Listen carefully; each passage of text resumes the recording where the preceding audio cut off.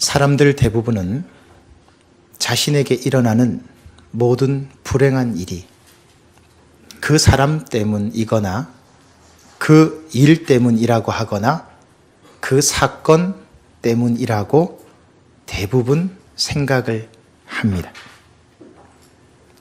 그 사람 때문에 내가 불행해졌고 그 사건 때문에 내가 실패했으며 그 일이 아니었더라면 나는 성공하였을 것이고 그때 그 선택이 아니었더라면 내가 지금 이 지경이 되지 않았을 것이다 라고 생각을 하는 거죠. 그러나 잘못된 생각입니다. 우리의 태도는요, 환경에 의해서 성공이나 실패나 기쁨이나 슬픔이 주어지는 것이 아닙니다. 외부 환경에 의해서 그런 것들이 주어지는 것이 아니라 환경에 대한 나의 태도에 따라서 달라지는 것입니다. 중요한 것은 외부적 환경이 아니라 그 환경을 대하는 나의 태도입니다. 중요한 것은 그 사건이 일어났다는 것이 아니라 그 사건에 대하는 나의 태도라는 말씀이죠. 우리는 둘 중에 하나를 선택해야 합니다. 외부의 환경이나 조건을 바꾸든지 나를 바꾸든지 둘 중에 하나를 선택해야 합니다. 그러나 대부분의 경우에 외부의 환경은 잘 바뀌지 않습니다. 그렇다면 내가 바뀌는 것 하나만 남게 되겠죠. 생각이 변하면 행동이 달라질 것이고 행동이 달라지면 반응이 달라지게 됩니다. 다시 말씀을 드립니다. 생각이 변하면 그 생각에 따른 반응이 바뀌게 되고요. 그 반응이 달라지면 그 반응에 의해서 행동도 달라지는 거죠. 오늘 말씀에 보면 외부적인 문제와 인간관계의 갈등으로 인해서 힘을 잃었던 모세가 다시 회복하는 장면이 나옵니다. 오늘 본문의 말씀은 두 번째 모세가 하나님 앞에 십계명을 받는 장면입니다. 오늘 말씀 보시면 아시겠지만 모세의 얼굴 피부 광채라고 표현합니다. 얼마나 빛이 나는지 몰라요. 우리 여성도님들 피부를 얼마나 중요하게 보십니까? 오늘 말씀에 여러 번 나오죠. 얼굴 피부 광채라고 합니다. 얼마나 빛이 났는지 하나님께서 모세의 얼굴 피부의 광채를 얼마나 빛나게 해주셨는지 모릅니다. 여러분, 얼굴이 밝다는 것은 마음이 밝다는 것을 말씀하는 겁니다. 왜냐하면 마음의 거울이 얼굴이거든요. 좋은 화장품으로 화장을 한다고 해서 얼굴이 빛나는 것이 아닙니다. 좋은 옷을 입는다고 해서 그 사람이 빛나는 것이 아닙니다. 좋은 화장품으로 화장은 할 수 있을지 몰라도 마음의 화장은 할 수 없기 때문이요. 좋은 옷으로 우리의 몸을 감쌀 수는 있을지 몰라도 그 좋은 옷이 우리의 마음을 감싸줄 수는 없기 때문입니다. 좋은 화장품, 좋은 옷과 나를 동일시하는 것은 세상적 가치관입니다. 좋은 옷은 좋은 옷입니다. 좋은 화장품은 좋은 화장품입니다. 좋은 화장품이나 좋은 옷은 내가 아닙니다. 그런데 사람들은 어떻게 생각합니까? 좋은 옷을 입고 좋은 화장품을 바르고 좋은 차를 타면 내가 빛난다고 생각합니다. 좋은 차는 좋은 차입니다. 좋은 화장품은 좋은 화장품이죠. 이것을 나와 동일시하는 것은 어리석은 생각입니다. 얼굴이 빛난다, 얼굴 피부에 광채가 난다라고 하는 이 말씀은 단순히 외적으로 좋아진 것을 말씀하는 것이 아니라 하나님의 은혜의 빛을 받아서 생명으로 드러나는 모습이 그렇게 되었다라는 것을 보여주는 것입니다. 오늘 하나님께서는 저와 여러분이 빛나는 인생 되기를 원하십니다. 특별히 모세를 통해서 그 모습을 보여주고 계십니다. 우리도 모세처럼 빛나는 인생 살기 위해서 어떤 모습이 필요할까요? 그것을 한번 살펴보도록 하겠습니다. 먼저 생각할 것은 기도하는 것입니다. 본문 28절 말씀을 보십시오. 본문 28절 말씀해 보시면 모세가 40일 40야를 아무것도 먹지 않았다라고 되어 있습니다. 이게 가능할까요? 의학적으로 이것이 가능할까요? 물도 먹지 않았다고 되어 있습니다. 그 시간에 무엇을 했을까요? 여러분 경험해 보셨죠? 먹는 거 참 중요합니다. 끼니가 금방금방 돌아와요. 그래서 안 먹으면요, 하루가 여유가 있어요. 하루가요, 널널합니다. 아니, 40일 동안 아무것도 먹지 않았으면 무엇 했다는 겁니까? 거기 있어서 무엇 하고 있었을까요? 그것도 40일입니다. 반복해서 말씀드립니다만 40이라는 숫자는 성경에서 항상 고난과 훈련과 연단의 시기를 말씀하는 겁니다. 물도 먹지 않고 음식도 먹지 않았던 모세가 어떻게 40일이 지난 후에 얼굴 피부에 광채가 났을까요? 도대체 그에게 무슨 일이 있었던 것이기에 모세가 이렇게 변화되었을까요? 이 말씀은 단순히 모세가 40일의 금식을 통해서 건강해졌다는 뜻이 아닙니다. 수련받고 훈련받아서 단순한 깨우침을 얻었다는 것도 아닙니다. 모세의 얼굴의 광채는 하나님과의 깊은 교제의 결과라고 하는 것을 오늘 본문 말씀은 보여줍니다. 28절 뒷부분을 보십시오. 돌판을 가지고 온 사람도 모세입니다. 돌판을 만든 것도 모세입니다. 그런데 그 돌판에 친히 글자를 기록하신 분은 모세가 아닙니다. 하나님이 직접 기록하셨습니다. 자, 여러분 한번 잘 보셔야 됩니다. 돌판을 만들었어요. 모세가 돌을 깎아서요. 그리고 그 돌판을 들고 갔어요. 그리고 하나님 앞에 드렸더니 하나님이 거기에 직접 쓰셨어요. 그게 십계명이에요. 그러면 하나님이 그것을 기록할 동안 모세는 무엇을 하고 있었을까요? 놀고 있었을까요? 옆에서 구경하고 있었을까요? 가만히 누워서 힘이 없으니까 시간을 보냈을까요? 아니에요. 40일 금식하면서 기도했다는 뜻이에요. 모세는 기도하고 있었습니다. 정말 힘든 시간을 보냈어요. 의학적으로 보아도요, 3, 4일 금식은 도움이 된다고 하지만 40일씩 금식해버리면요, 신체의 모든 기능이 떨어져서 얼굴빛이 제대로 날 수가 없습니다. 이건 의학적으로 불가능한 일이에요. 그것도 40일이라고요. 그런데 모세의 얼굴에 광채가 났다고 되어 있습니다. 이것 때문입니다. 하나님 앞에 기도한 겁니다. 여러분, 기독교를 가리켜서요, 기도교라고 합니다. 기도교. 독자의 기억을 빼면 기도가 되죠. 기독교를 기도교라고 합니다. 이게 무슨 의미인지 아시겠습니까?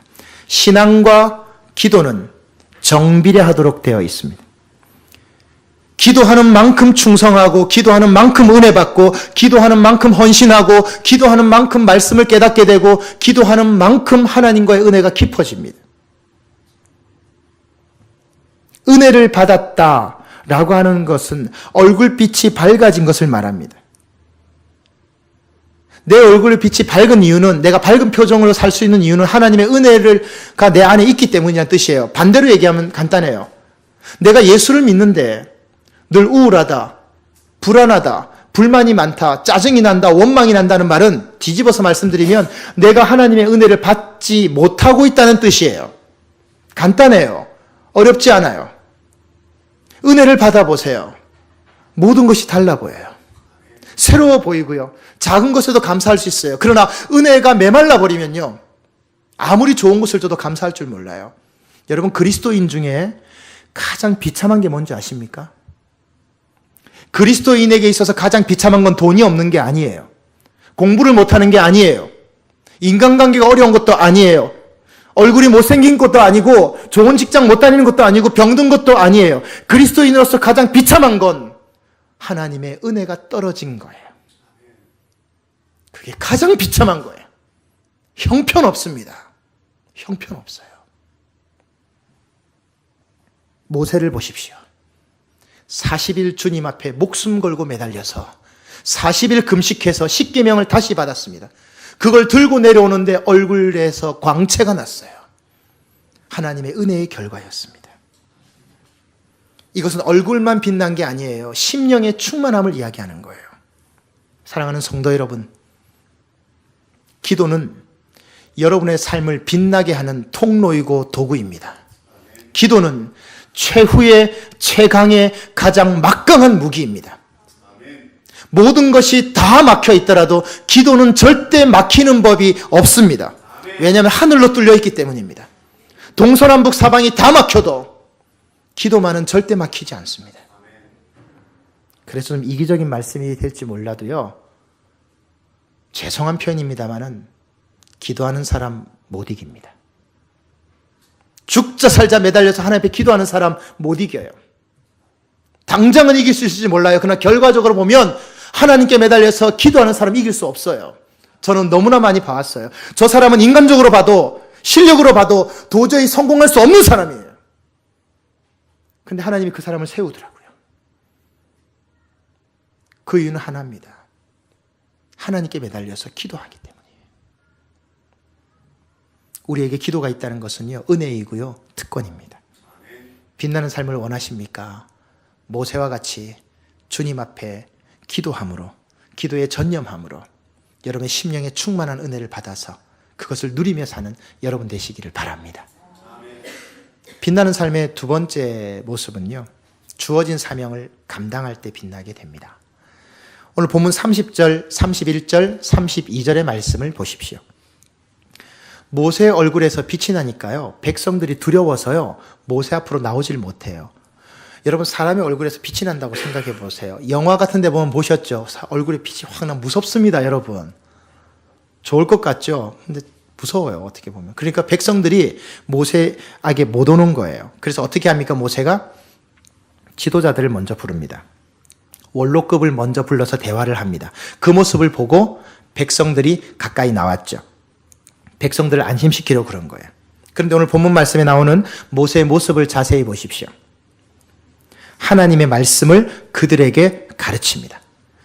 본인이 십계명 받으면서 시내산에서 들었던 모든 말씀을 그대로 백성에게 다 전합니다.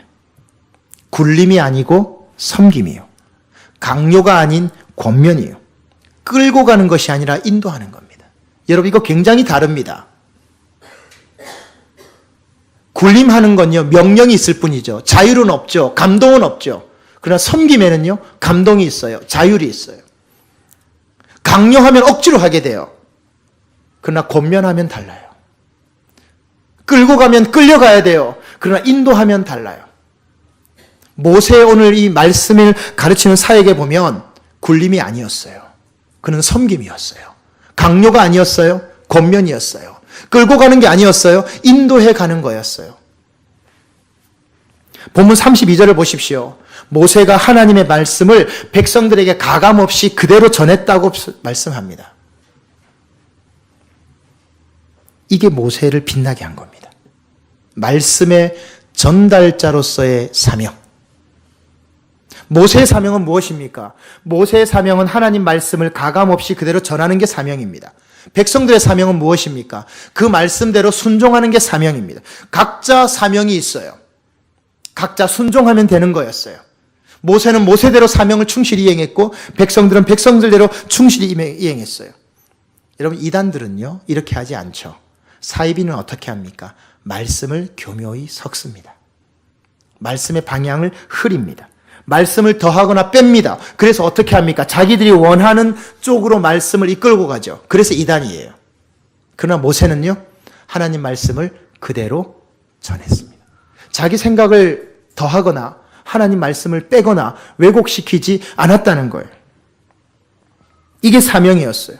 그래서 충성스러운 종이요, 하나님께서 모세를 기뻐하셨던 것입니다. 사랑하는 성도 여러분, 하나님 말씀에는 아멘만 있을 뿐입니다. 아니요는 없습니다. 글쎄요도 없습니다. 하나님 말씀에 중간지대는 없습니다. 중립은 없습니다. 인간적인 조건과 외부 환경을 탓하지 마십시오. 사람을 탓하거나 일을 탓하거나 환경을 탓하지 마십시오. 저 사람 때문에, 저 일 때문에 내가 이렇게 되었다라고 말씀하지 마시고 그 시간에 나에게 주어진 사명에 집중하십시오. 자꾸만 비본질적인 부분에 매여서 여러분의 시간을 허비하지 마세요. 여러분의 힘을 허비하지 마세요. 본질적인 것에 집중하세요. 내 사명이 무엇인가에 집중하시면 돼요. 목적에 집중하세요. 내가 무엇 때문에 이 일을 해야 하는가? 내가 무엇 때문에 움직이고 있는가? 내가 무엇 때문에 그 일을 하려 하는가? 직장 왜 다녀야 됩니까? 공부 왜 해야 됩니까? 무엇 때문에 내가 지금 하고 있는 것입니까? 사업을 왜 하고, 기업을 왜 운영하고, 사람들을 왜 만나야 하고, 내가 무엇 때문에 하고 있는가?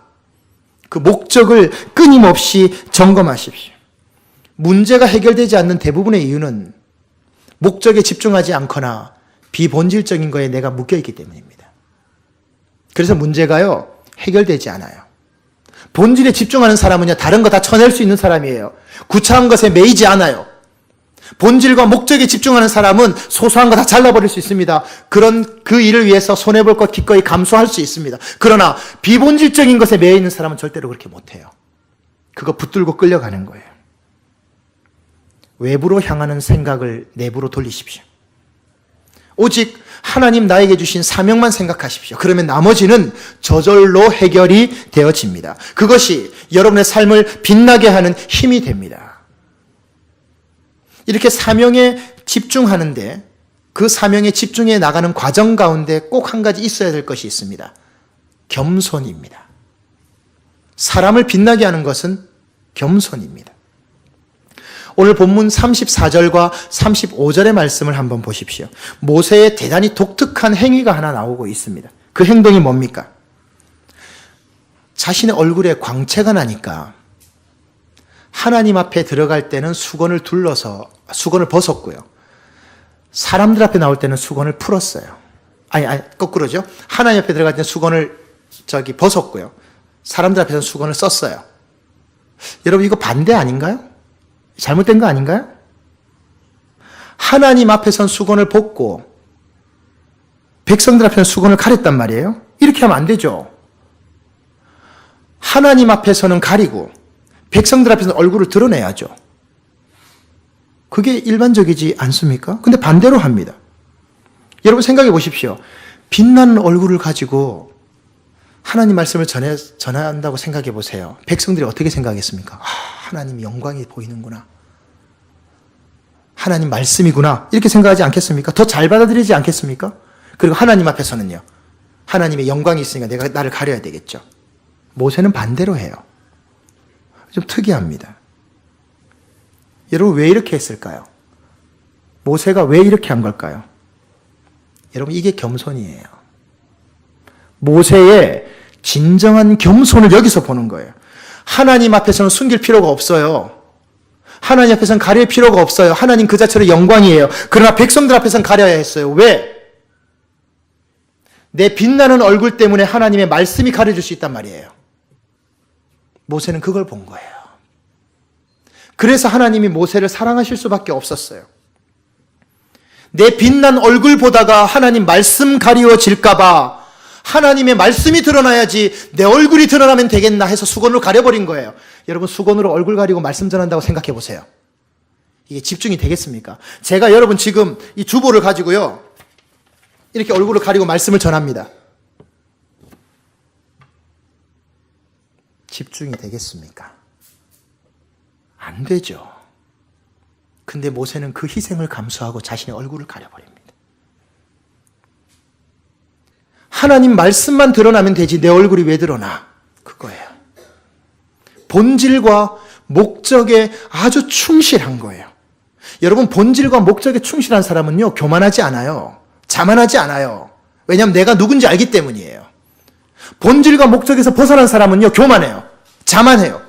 절대로 겸손할 수 없어요. 안 돼요 그게. 사랑하는 성도 여러분, 수건을 벗을 때와 수건을 가릴 때를 잘 구분하셔야 합니다. 하나님보다 내 이름이 드러나고 내 업적이 드러나고 내 모습이 드러날 것 같으면 가리세요. 아니, 지워버리세요. 나타내지 마세요. 하나님 앞에서는 겸손한데 사람들 앞에서 교만한 모습을 가끔 봅니다. 내 이름을 드러내고 내 일을 드러내고 내가 이룬 것을 드러내고 나타내려고 해요. 그건 자기 영광 구하는 거지 하나님의 영광과는 아무 상관없어요. 그것을 뭐라고 그런지 아십니까? 믿음으로 포장된 인본주의라고 합니다. 믿음으로 포장된 인본주의예요. 그건 하나님의 영광과는 아무런 상관이 없어요. 하나님 앞에선 드러내세요. 하나님 내가 이런 거 했잖아요. 하나님 내가 이거 했잖아요. 하나님 내 기도 들어주세요. 하나님 앞에 드러내세요. 그러나 사람들 앞에선 가리세요. 하나님의 이름이 가리워질 것 같으면 가리세요. 이게 빛나는 삶이에요. 제가 존경하는, 지금까지도 존경하는 신학교 교수님이 계십니다. 지금도 가끔 스승의 날이 되면 제가 짧은 문자를 보내는 은사입니다. 왜 제가 이분을 존경하냐면 이분이 일부러 박사 학위를 안 받으셨어요. 박사 과정은 공부를 했어요. 신학 박사 과정은 공부는 했는데 학위 없이 수료만 했어요. 여러분, 학교에서는요, 수료하고 학위는 달라요. 우리 학생들 잘 아시죠? 똑같은 과정을 공부해도 수료한 건 학위가 안 나와요. 논문 써서 통과되면 학위가 나와요. 박사 학위가 나오고 박사 번호가 나와요. 정식으로 등록이 된다고요. 근데 이분은 똑같은 박사 과정을 공부했는데 수료만 했기 때문에 학위가 없어요. 그래서 정교수가 못 돼요. 부교수밖에 안 돼요. 근데 강의가 너무너무 좋아요. 모든 학생들이 다 추앙하고 따라요. 근데 이분이 나중에 말씀하시더라고요. 내가 고민을 참 많이 했는데 내가 박사 되면 내가 교만할 것 같았다. 내가 박사가 되면 교만하게 될 것 같아서 박사 과정은 공부했지만 학위 과정 하지 않았다. 근데 하나님께 감사한다. 지금으로 만족한다. 그래서 평안하고 감사하다는 고백을 하시더라고요. 여러분, 충격받았습니다. 같이 공부했던 대학원생들이 그 자리에 그 수업을 들어갔던 학생들이 정말 충격을 받았습니다. 저 같았으면 했을 거예요. 근데 그분은 그것과 그걸 바꿨더라고요. 내가 하나님 앞에 교만해질 것 같아서, 내 성격상 내가 교만해질 것 같아서 아예 안 해버린 거예요. 여러분, 사울 왕과 우시야 왕의 공통점이 있습니다. 두 사람 다 처음에 굉장히 겸손했습니다. 그래서 하나님이 왕되게 하셨습니다. 빛나게 하셨습니다. 근데 왕이 되고 나서 변하기 시작하더라고요. 사람들 앞에서 자신의 힘을 나타내고 싶었어요. 그래서 한 행동이 뭔지 아십니까? 똑같이 했습니다. 사울 왕과 우시야 왕이 똑같이 그런 일을 했어요. 성전에서 제사장 외에는 절대로 집례할 수 없는 제사를 집례하려 했습니다. 제사장을 밀치고 들어가서 본인이 집례한 거예요. 제사를, 예배를요. 사울 왕이 어떻게 됐습니까? 길보아 전투 나갔다가 비참하게 죽지요. 우시야 왕은 어떻게 된지 아십니까? 그 자리에서 이마에 나병이 돋지요. 성경의 규정에 의해서 나병은 격리입니다. 성전 제사 집례하러 내가 들어갔다가 내가 왕인데 하고 성전 제사 집례하려 하다가 이마에 문둥병이 도져가지고 그 즉시로 성전에서 쫓겨나서 죽을 때까지 나병 환자로 살다가 죽었습니다. 비참한 삶이죠. 이것이 무엇을 말하는 것입니까? 정말 왕으로 시작했지만 그 마지막이 비참했습니다. 하나님 앞에서만 겸손하면 안 돼요. 사람 앞에서도 겸손해야 돼요. 하나님 앞에서는 겸손한데 사람 앞에서 교만하면 하나님 앞에서 겸손은 거짓입니다. 간단합니다. 다르지 않습니다.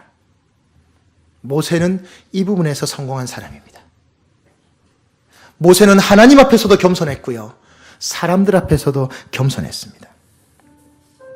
사랑하는 성도 여러분, 권면드립니다. 여러분을 통해서 하나님이 드러났으면 좋겠습니다. 여러분이 표지판이 되시고요. 신호등이 되셨으면 좋겠습니다. 견지망월이라고 하는 고사성어가 있습니다. 여러분 아시는 분 잘 아시죠? 견지망월이라.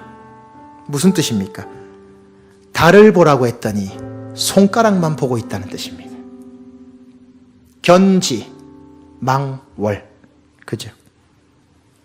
우리는, 저와 여러분은 손가락입니다. 달 아닙니다.